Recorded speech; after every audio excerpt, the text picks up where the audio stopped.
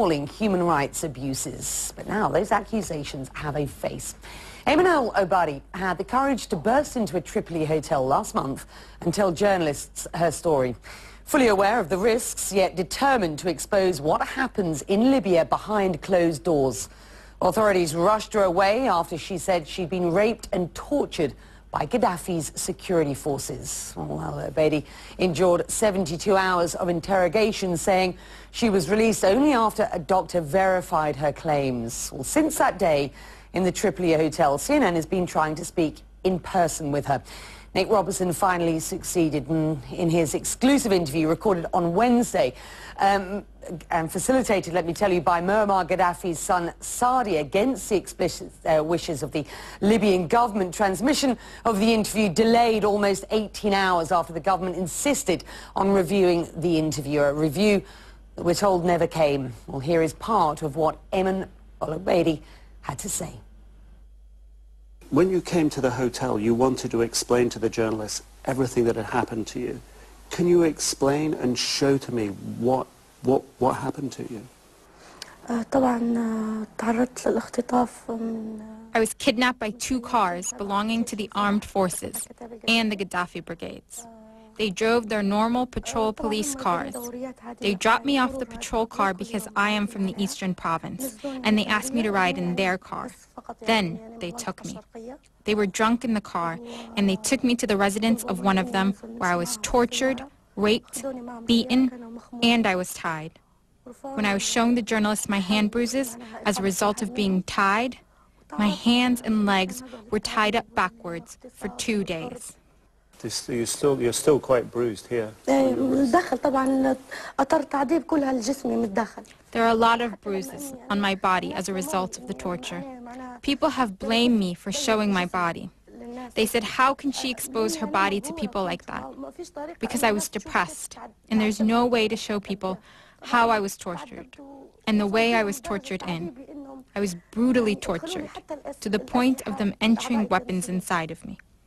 After 2 days, they would also pour alcohol in my eyes. When the Libyan government spokesperson came on and said that I was drunk and mentally challenged, he had not reviewed the case or seen the investigation. He just spoke without any knowledge. They just know how to lie. That was 2 weeks ago, almost. How are you now? I'm tired. Every time I leave, 2 times, I call it kidnapping because they have no right to detain me. Once I tried to go to Ras Jidr, and they prohibited me from traveling, and the person who stopped me was not from the passport control officers. He was also with the Gaddafi brigades, and he took my passport, and I was beaten at the border and prohibited from traveling. Then they took me back in a police car. Then they kept me for a day and a half for no reason, and they did not give me any reasons for prohibiting me from traveling. All I wanted was to get to my family, to feel security next to them. I was imprisoned in Tripoli. There were even orders to keep me out of Zawiya and to keep me in Tripoli. And the 3rd time I was arrested was in Sari'a, when I came to try and talk to you for the 2nd time at the hotel. Of course, after all the lies and libels they have been saying about me on the Libyan channels, I wanted to come out to clear my name from all the terrible things they have been saying about me. I wanted to defend myself because they did not even give me the right to respond. They kicked me out and took my phone away and threw me in jail. Even when they took me to the Department of Criminal Investigations, they were told they had no right to detain me. The country is unstable. The police act on their own. I don't understand what's happening.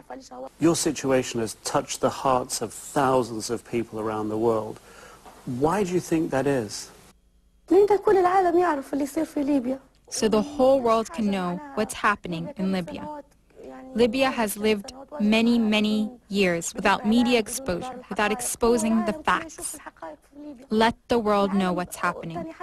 The world has felt for me, and especially women, because I was raped and kidnapped, which moves people. And at the same time, the truth is coming out. Nothing remains hidden. Do you have a message for your parents and for the thousands of people that have supported you?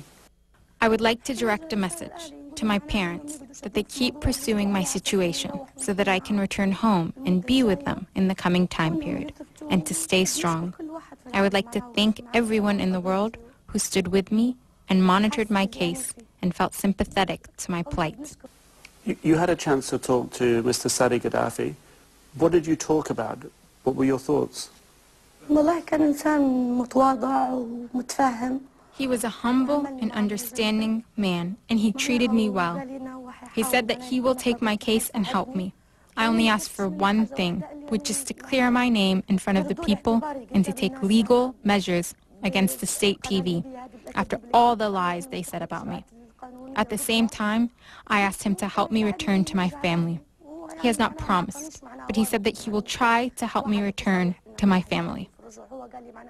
Iman Al Obeidi speaking to Nick Robertson there in an exclusive interview. And we want to note a 10-second portion of that interview was cut out at the request of Sadi Gaddafi with the agreement of Al Obeidi. In the deleted clip, she speaks to the people of rebel-controlled cities of Benghazi and Misrata, telling them to be strong. Well, her mother is asking US President Barack Obama and all the leaders of the Western world to intervene in her daughter's case. Aisha Ahmed spoke to her daughter by phone on Tuesday for the first time since the ordeal. Our Reza Sayah visited the home in Tobruk to hear more.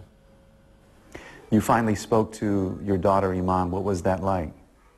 It was a feeling any mother would have after talking to her daughter after a very long time. Did it make you feel better or worse?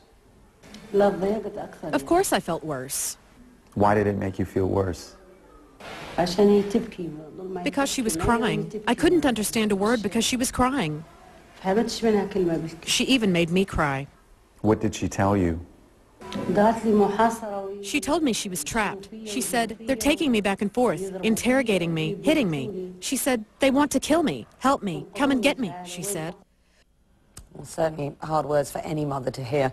Al Obeidi's mother ended that interview with a message telling mothers all over the world, especially in the Arab world, that if something happens to a loved one, you need to speak out.